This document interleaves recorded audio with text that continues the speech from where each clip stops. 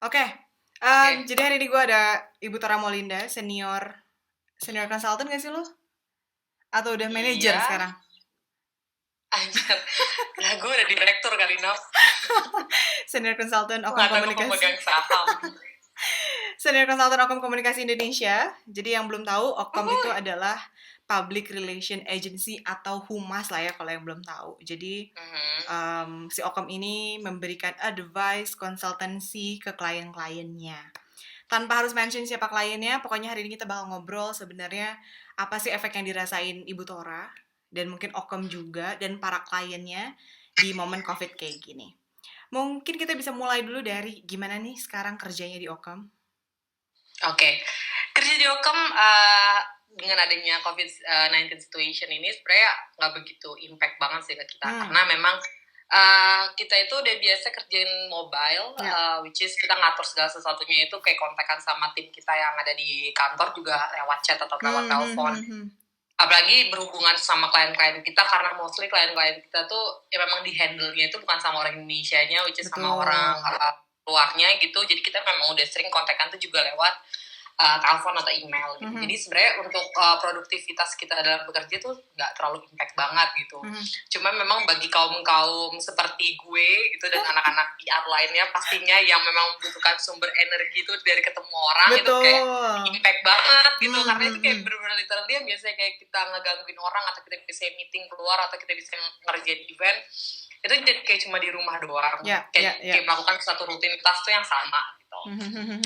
Nah, kalau itu untuk produktivitas kerja ya, tapi kalau impact sama gimana ke klien atau apa maksudnya kayak dari segi apakah financial jadi berkurang atau segala macam gitu dari maksudnya apakah jadi karena adanya situasi ini jadi nggak banyak klien gitu sebenarnya nggak juga sih. Sebenarnya nggak juga gitu. Kalau impact yang kayak gitu, emang ada beberapa hal yang udah kita rencanakan misalkan dari tahun lalu gitu. Kita mau buat event ini di awal tahun, kita mau pergi, kita mau ada media trip ke sini di awal tahun atau segala macam. Itu akhirnya jadi semua ke postpone gitu kan. Apakah itu berpengaruh terhadap pemasukan? Sebenarnya pemasukan ya. Sebenarnya kayak nggak tahu juga karena saya bukan manajemen ya. Iya benar. Tapi mungkin yang bisa yang secara kasar yang bisa gue lihat adalah di awal tahun ini pastinya banyak kita tuh lagi masa-masa ngegodok apa ya plan untuk klien-klien kita gitu. Terus emang ada beberapa yang ketunda gitu. Maksudnya ada beberapa event yang ketunda, ada beberapa klien yang seharusnya udah dapat tapi akhirnya dipospon gitu kerjaannya gara-gara COVID-19 ini gitu. Tapi ada juga klien yang memang butuh sama kita gitu, butuh kita untuk buat satu pemberitaan mengenai membuat satu pemberitaan yang berhubungan dengan COVID-19 ini gitu. Dari sisi si kliennya gitu ya. Iya, dari sisi kliennya. Misalnya kliennya itu tiba-tiba ada aja lah new project gitu. Misalkan dia itu cloud services gitu. Mungkin dengan adanya social distancing ini kayak mengharuskan beberapa karyawan itu work from home. Mungkin butuh yang namanya cloud gitu. Dan akhirnya kita nggak buat sebuah angle, buat press release yang bisa harus disiring ke media. Benar. Tapi ya memang nggak modelannya nggak heavy gitu loh, nggak yang bikin event, nggak bikin kayak video conference atau activation apa gitu ya. Jadi bentukannya itu memang lebih ke seeding press release aja gitu. Berarti hubungan, maksudnya engagement sama influencers dan semuanya yang berhubungan dengan manusia, data physical contact udah nggak dilakuin sama sekali ya? Nggak dilakuin karena kan kita juga mendukung regulasi dari pemerintah dan pemerintah kan, dan kita juga mendukung untuk stop penyebaran COVID-19 ini gitu. Jadi memang kita harus melakukan possible mungkin. Ada klien misalkan, tapi so far kita nggak ketemu sih klien yang benar-benar insist harus ketemu karena sekarang tuh kan itu mainannya kalau tidak mau keluar rumah udah menjadi hak kita gitu kan. Bener. Gitu kan. Menjadi kayak itu kalau ketika kita keluar rumah itu kan kaitannya bukan hanya dengan diri kita tapi orang-orang sekitar kita gitu kan. Jadi kita juga mungkin klien juga nggak pernah memaksakan itu dan kita pun juga nggak pernah suggest hal itu. Jadi enaknya kerja di PR adalah mungkin kerja di agensi manapun ya, kayak kita harus berpikir kalau misalkan ini hal yang nggak mungkin bisa dilakukan, terus second optionnya apa nih Setuju. gitu. Jadi nggak harus berhenti bahwa ya udah ini udah batal nggak bisa dilakuin, ya udah kita mati nggak bisa ngelakuin apa-apa, enggak. Tapi banyak hal sih sebenarnya yang bisa dilakuin, banyak hal yang masih bisa di-engage gitu. Kalau misalnya dari klien sendiri kan, maksudnya kan kalau misalnya kita balik lagi konteksnya PR agency kan harusnya kita memberikan advice ya, memberikan masukan, memberikan saran gitu loh, di momen kayak gini harus gimana. Ada nggak sih, maksudnya si klien-klien ini rata-rata request saran dari kalian tuh apa, atau kalian ngasih advice apa sih ke si klien-klien ini di momen kayak gini? Oke. Ada salah satu klien kita memang dia klien yang cukup prominent juga, dan itu retainer ya. Kayak ada beberapa memang kegiatan yang dipospon-nya, mau ada one-on-one interview, mau ada grup itu dan segala macam itu dipospon. Dan akhirnya kita nanya, ada nggak sih karena angle-nya tuh kita gini nanya sih, kayak untuk bulan ini ada nggak sih yang hal-hal yang memang bisa kayak inisiatifnya kalian untuk melakukan sesuatu untuk COVID-19 ini gitu. Dan ternyata surprisingly, karena ini semacam platform maps ya. Gitu, jadi kayak oh iya, baru banget country manager kita tuh kemarin inisiatif untuk nambahin testing center lokasi di sekitar kita gitu. Jadi kalau misalnya kita ketik di aplikasi itu misalnya corona atau testing center, tuh akan muncul rumah sakit mana sih yang benar-benar ngasih kita misalnya kayak arahan kalau misalnya mau testing di rumah sakit ini aja gitu. Dan itu angle yang sangat bagus banget. Sumpah itu bagus banget. Dan itu sangat useful banget lah buat orang-orang sekarang yang apalagi sangat pingin banget kayak ngecek bahwa dia tuh sebenarnya kena corona apa enggak. Karena sekarang udah banyak orang yang terjangkit virusnya tapi nggak ada symptomsnya gitu kan. Jadi itu sesuatu yang value banget gitu. Tapi kita juga tidak mau menjadikan momen corona ini sebagai opportunity kita untuk benar-benar secara masif jualan. Good point. Gitu. Karena we are not marketing division, we are not sales division. Gitu. Kita cuma benar-benar menginformasikan apa yang relate dengan klien kita dan memang berguna untuk publik gitu kan. Dan ya udah akhirnya bikin bener-bener short banget. We don't even create press release. Kita bener-bener bikin media update. Media update benar-benar sesingkat itu, to the point itu, kayak regulasinya apa dan kita mendukungnya seperti apa, sama arahan aja untuk tetap stay home dan tetap cuci tangan, terus kayak gitu pakai masker dan segala macamnya gitu. Jadi memang benar-benar pendek banget. Kita juga nggak mau menjadikan ya gitu, nggak boleh ajang lah ya. Ya, jangan mentang-mentang ini COVID-19, jadi semua orang kayak harus memanfaatkan momen ini untuk tampil gitu. Ya, setuju. Kan juga nggak oke gitu. Nggak humanis aja gitu ya, nggak manusiawi. Nggak humanis ya. Benar. Justru kan hal yang kayak gini harus kita lakukan adalah kita bersimpati dan kita membantu apa yang kita bisa, bukan jalan. Good point.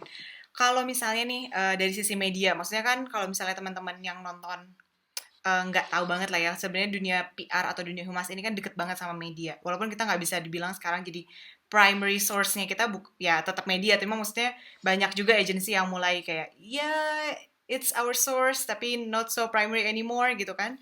Tapi di momen kayak gini, begitu kalian tadi seeding information apa segala macam, feedback dari medianya apa? Maksudnya yang gue bayangin sekarang adalah media overwhelmed banget gak sih, karena semua perusahaan pasti datang dengan angle yang serupa, maksudnya kasarnya kalau misalnya tadi si map ini ngeluarin A, mungkin map lain juga ngeluarin yang mirip-mirip, ngerti gak sih? Mungkin si kantor kesehatan A ngeluarin ini, kantor kesehatan B ngeluarin ini gitu kan.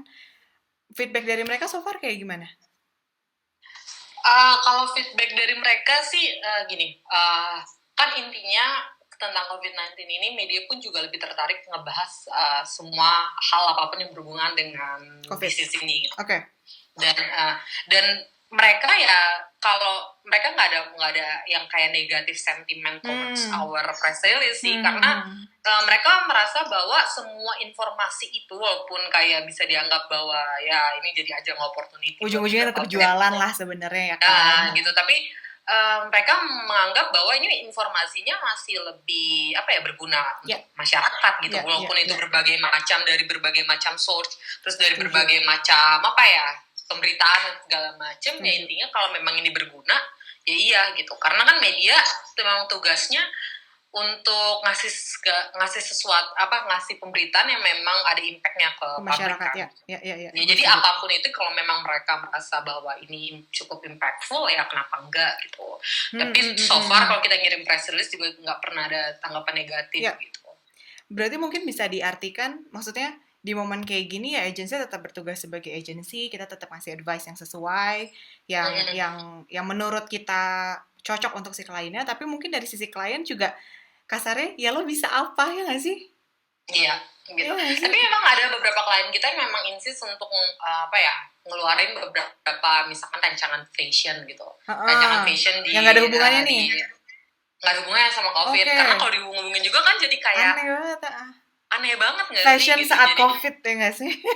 Iya, tapi ya karena tetap gimana pun mau ada COVID atau nggak ada COVID kan hari raya akan tetap ada gitu. Setuju, kan? Betul. Oke. Gitu. Jadi bukan berarti kayak hari raya juga jadi ikut social distancing atau work from home kan gak juga gitu kan. Jadi ya ada, tapi memang skalanya itu kita targetinnya nggak besar, kayak masif. Benar. Yes, dan media-media yang kita tuju pun juga lebih spesifik sekarang gitu loh. Kalau misalnya untuk hari raya ini siapa sih media-media kira-kira yang tertarik? Jadi kita nggak ngeblas ke semuanya gitu.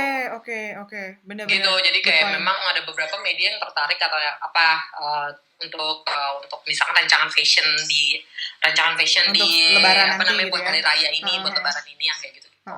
Benar. Jadi yang lebih kayak gitu-gitu. Tapi ya memang kalau misalkan ada beberapa kayak salah satunya kayak olahraga, karena klien kita juga ada olahraga gitu. Itu juga akhirnya bikin bikin virtual exercise gitu.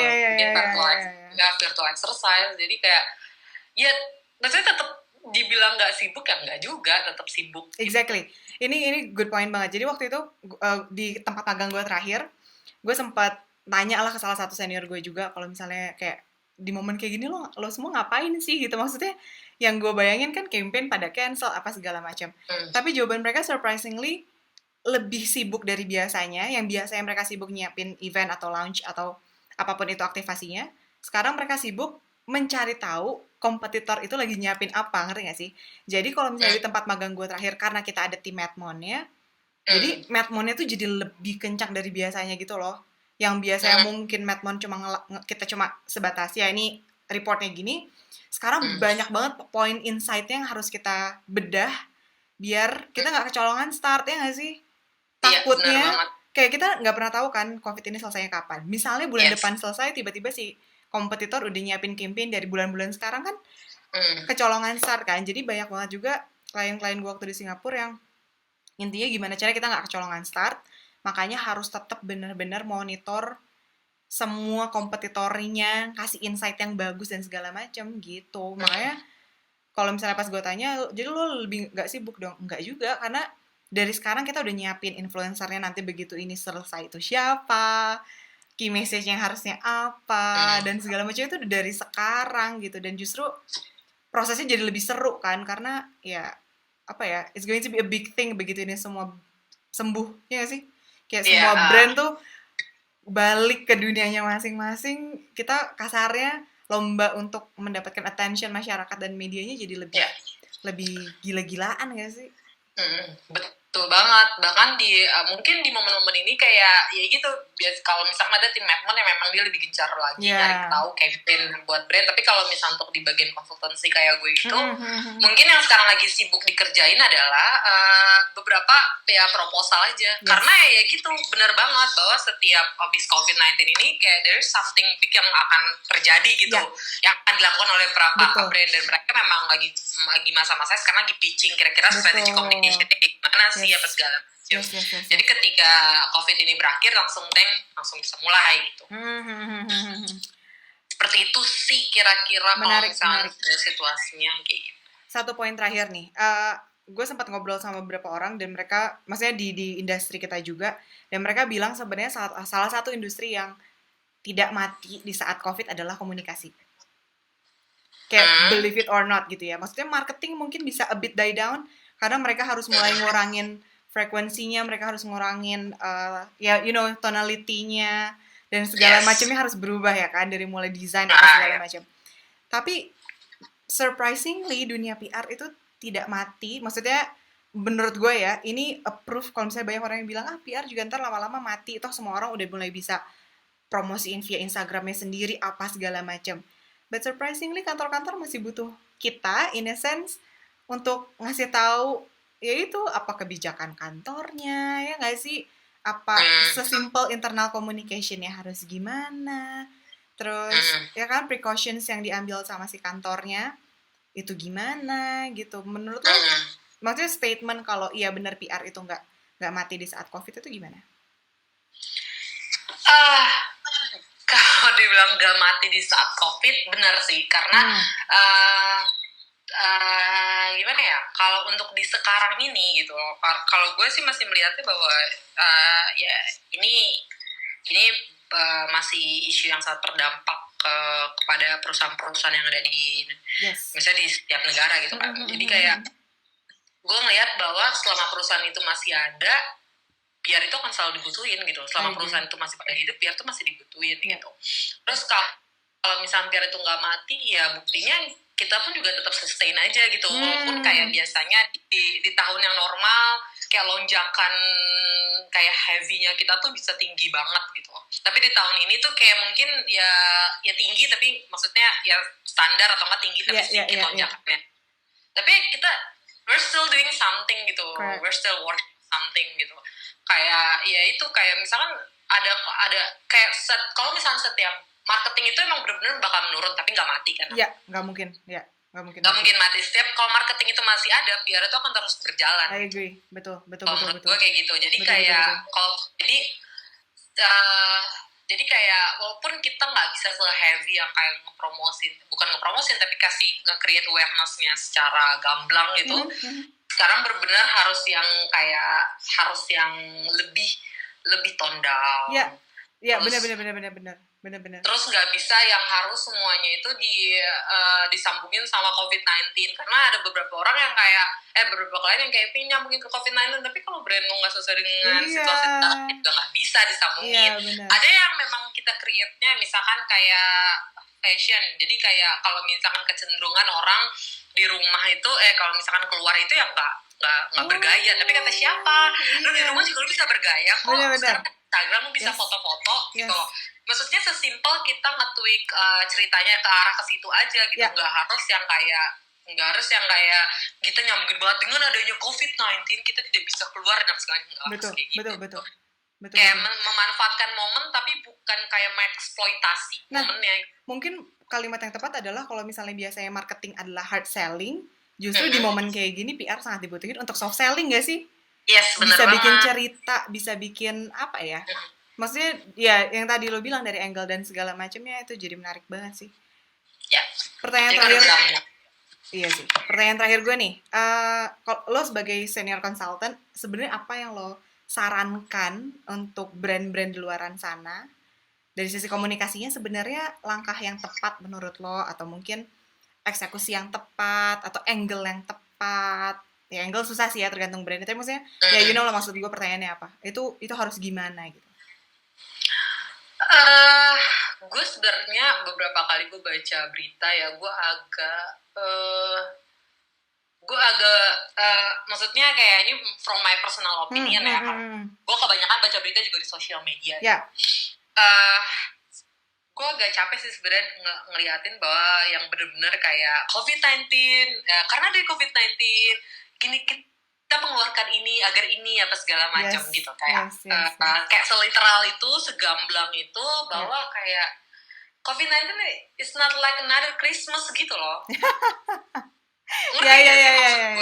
Ini bukan hari raya, ini bukan kayak hari spesial gitu, situasi spesial. Jadi kayak bagi gue, tolonglah diubah tonalitinya untuk menjadi untuk membicarakan untuk kayak mengkomunikasikannya lebih kayak simpati gitu loh dengan situasi yang sekarang ada kayak gimana, rather than kayak secara A B C D lu ngasih tahu ya kita mengeluarkan ini untuk karena ada COVID-19, it's not celebration guys gitu. Kayak kalau menurut gue lebih ke arah situ sih, bahwa lama-kelamaan orang itu kan sekarang lagi lagi gue tau lagi namanya panik gitu kan, gimana kayak apa namanya, regulasinya nggak jelas gitu, apalagi terus habis itu